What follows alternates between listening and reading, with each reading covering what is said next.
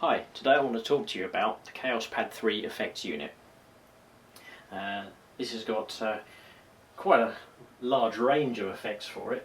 It comes with a little sheet full of all the stuff you can do. And its main selling point is the fact that it has this touch pad that can provide two different parameters to each effect at the same time.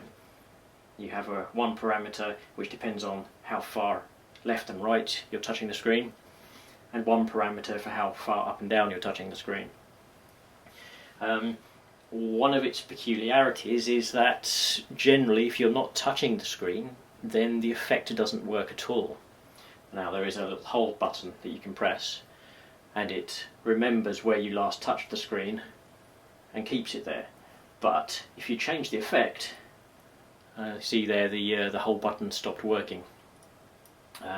This is set to a standard low pass filter at the moment, and it's set up in a send return configuration with the mixer. So that means the mixer has a dedicated send return output. The audio loops through here, gets affected, comes back to the mixer, and then it's the mixer that forwards the audio on to your speakers.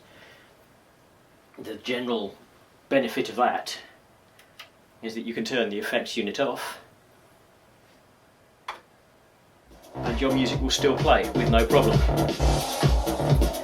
I've got a little loop plugged into the CDJ player there. I'll try to turn the effects unit back on and wait for it to boot up.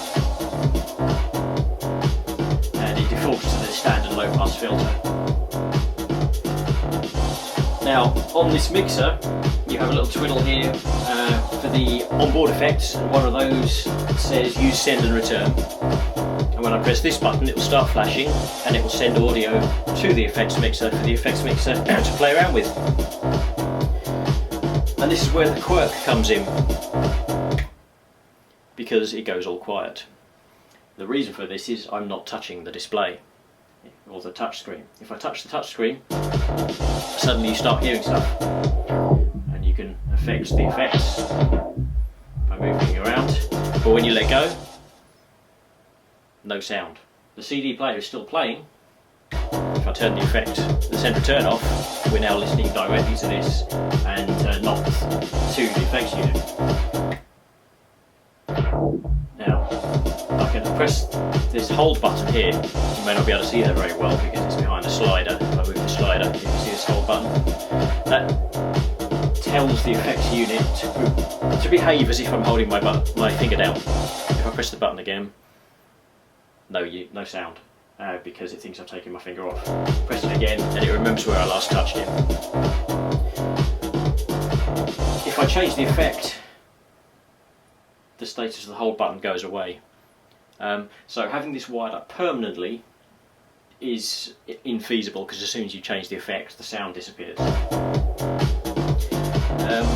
But just switching this on and off, as you can see with the hold button down, there's no difference.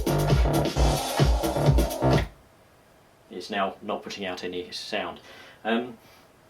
There's no graduation between listening to this and listening to this. What we would like is some kind of wet-dry effect, where you can listen to some of the original track and some of the effect, or you can fade between the two. There's another mode of connecting the Kaoss Pad up, or any effects unit up. If your mixer doesn't have a send return, you can connect the effect unit between the mixer and the amplifier, and that's called a direct connection. And there's a little switch on the back of the unit which is designed to go between the two. At the moment it's on the send mode because I've connected it up in send and return. And there's a direct mode for if I was connecting it between the mixer and the amplifier. Now, something I've discovered is that it doesn't really matter if I don't just flip this switch and make the mixer behave in direct mode. And it has rather a pleasing effect, because that means that the mixer sending audio here, the effect unit thinks it should be sending that audio to the amplifier. So so it's putting stuff on the output. So the effect unit is now constantly taking the audio in and passing it out. And when it's configured in this way, this effect depth knob, which usually just determines the volume of the effect, now acts like a wet and dry knob. And I can show you this. Remember, the hot button isn't on, I'm not touching the screen, and now it's suddenly playing. We might want to change the input gain a little bit, so there's no difference between the two. And straight away now I can start playing about with the effect. You can't hear anything because the wet dry knob is set to dry, well, the depth knob. If I turn it all the way there, because I'm not touching the screen, it's still behaving in its normal bypass mode. If I touch the screen, suddenly we have the effect working. And this is now true for any of the effects. I can switch between the effects easily. Not 7, don't know what that was. I want to turn the effect down a bit.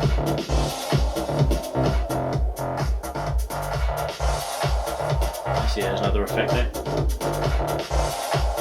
Sounds quite a nice one actually. Oh yeah, just like that. And bring it back. So, with this particular configuration, this particular mixer, because this mixer doesn't have a wet dry for the send return, even though this is connected in a send and return mode, having this switch on direct has a definite benefit when it comes to using the unit. The only thing I would say is with the unit sampling, which I might talk about in another video, as soon as it's finished recording a sample it starts playing the sample, so you might want to turn this sample volume knob down while you're recording a sample.